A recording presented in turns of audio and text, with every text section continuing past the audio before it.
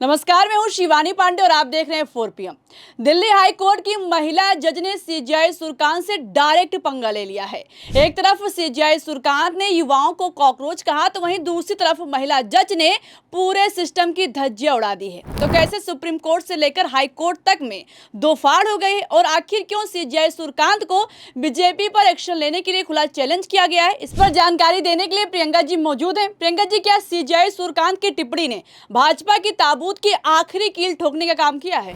फिलहाल जिस तरीके से कॉकरोच जनता पार्टी ने भारतीय जनता पार्टी को धूल चटाने का काम किया है और जैसे सीजेआई सूर्यकांत की टिप्पणी के खिलाफ जजेस में ही दो फाड़ हो गई है, ऐसे हालातों में क्या supreme court Bharatiya Janata party पर एक्शन लेने की हिम्मत जुटा पाएगा? ये सवाल इसलिए किया जा रहा है क्योंकि दिल्ली हाई कोर्ट की महिला जज ने वो करके दिखाया है जिसे करने में अच्छों की हालत खराब हो जाती है।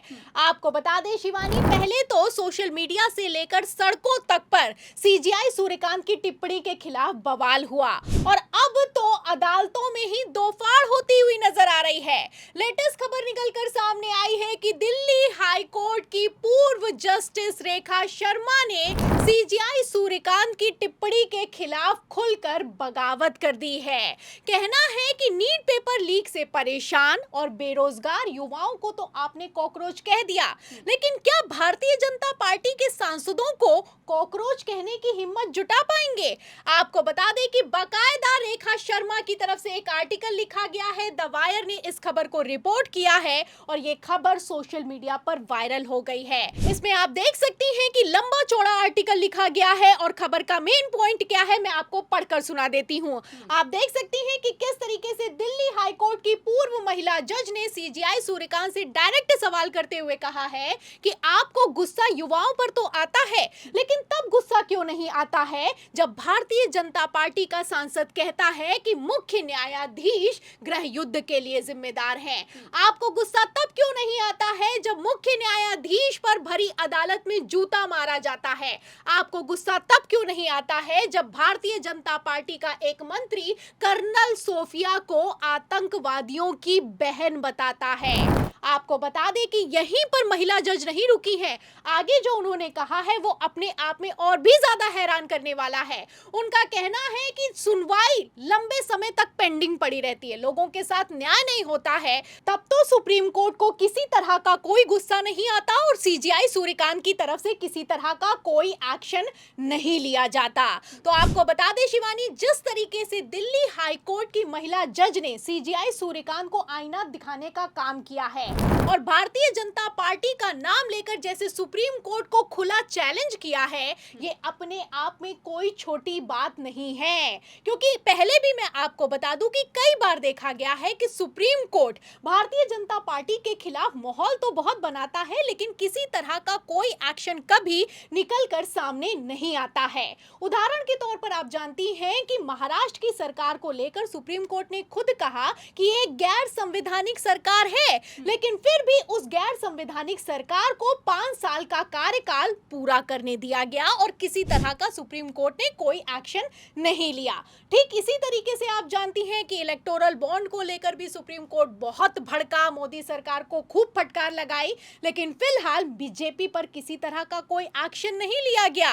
सुप्रीम कोर्ट ने खुद कहा कि इलेक्टोरल बॉन्ड अब तक का सबसे बड़ा भ्रष्टाचार है, लेकिन फिर भी किसी तरह का कोई आरोपी अरेस्ट नहीं हुआ और उल्टा भारतीय जनता पार्टी की किसी तरह की कोई जवाबदेही भी नहीं तय की गई जो कि इलेक्टोरल बॉन्ड को लेकर आई थी। और electoral bond Bharatiya Janata party की कितनी बड़ी स्कीम है, ये किसी से छुपा हुआ नहीं है। फिलहाल सुप्रीम कोर्ट के अगर केसेस की बात की जाए तो सबसे ज्यादा लेटेस्ट चर्चा बंगाल के चुनावों की हो रही है। बंगाल के चुनावों में आप जानती हैं कि 27 लाख से ज्यादा अर्जियां पेंडिंग पड़ी रही, लेकिन फिर भी सुप्रीम कोर्ट ने अधूरी वोटर लिस्ट पर बंगाल चुनाव को होने दिया। सुप्रीम कोर्ट ने खुद कह दिया कि अगली बार चुनावों में वोटिंग कर लेना। मतलब जो सुप्रीम कोर्ट कहता है कि अगर एक आदमी को भी वोट करने का अधिकार नहीं मिलता है तो ये लोकतंत्र के खिलाफ है, उसी सुप्रीम कोर्ट ने 27 लाख अर्जियों को पेंडिंग रहने दिया। इतना ही नहीं, सुप्रीम कोर्ट में जब बवाल खड़ा हुआ तो सुप्रीम कोर्ट ने खुद कहा कि अगर हार जीत के अंतर से ज्यादा एसआईआर के जरिए नाम काटे जाएंगे तो सुप्रीम कोर्ट दखल देगा। लेकिन फिर भी अभी तक बंगाल चुनावों में किसी तरह का कोई दखल नहीं हुआ, किसी तरह का कोई एक्शन नहीं हुआ। उल्टा ममता बनर्जी ने सबूत भी दिखाए कि हार जीत के अंतर से ज्यादा वोट काटे गए हैं। भारतीय जनता पार्टी उतने ही मार्जिन से चुनाव जीत गई है जितने मार्जिन से वोट काटे गए हैं। लेकिन फिर भी सुप्रीम कोर्ट ने तत्काल प्रभाव से एक्शन लेना जरूरी नहीं समझा और कहा कि आप नई याचिका लगाइए, हम बंगाल चुनावों को देखते हैं। तो फिलहाल जिस तरीके से सुप्रीम कोर्ट में काम हो रहा है, इसी को लेकर अब दिल्ली हाई कोर्ट की महिला जज ने सवाल खड़े कर दिए हैं। अब कोई और नहीं बोला है, अब अदालतों के जजेस ने ही बोलना शुरू कर दिया है। आपको बता दें शिवानी, जिस तरीके से सीजीआई सूर्यकांत का बयान निकलकर सामने आया, ये अपने आप में कोई छोटी बात नहीं है। मतलब सर्वोच्च अदालत के सर्वोच्च पद पर बैठा हुआ व्यक्ति अगर युवाओं को कॉकरोच बताता है तो ये अपने आप में बहुत बड़ी बात है। और सबसे बड़ी बात तो ये है कि सीजीआई सूर्यकांत और प्रधानमंत्री नरेंद्र मोदी की भाषा मैच कर रही है। एक तरफ सीजीआई सूर्यकांत युवाओं को परजीवी बताते हैं, वहीं दूसरी तरफ प्रधानमंत्री नरेंद्र मोदी कांग्रेस को परजीवी बताते हैं। मतलब आप समझ सकती हैं कि जो विरोध करता है, जो सवाल करता है, वो परजीवी है, वो कॉकरोच है। फिलहाल इसी को लेकर अब बगावत शुरू हो गई है। एक तरफ दिल्ली हाई कोर्ट की महिला जज बोली है, वहीं दूसरी तरफ सुप्रीम कोर्ट के जस्टिस भुइया ने तो पहले ही खुलकर बयान दे दिया है। बयान निकलकर सामने आया जस्टिस भुइया की तरफ से कि मान्यताओं और विचारधारा पर असहमति दमन का कारण नहीं हो सकती है। मतलब विरोध करना अधिकार है और विरोध करने वाले कभी कॉकरोच नहीं हो सकते हैं। फिलहाल जिस तरीके से अब जजेस ने बोलना शुरू कर दिया है, और तो और पूर्व नौकरशाहों तक ने सीजीआई सूर्यकांत के नाम खुला पत्र लिख दिया है।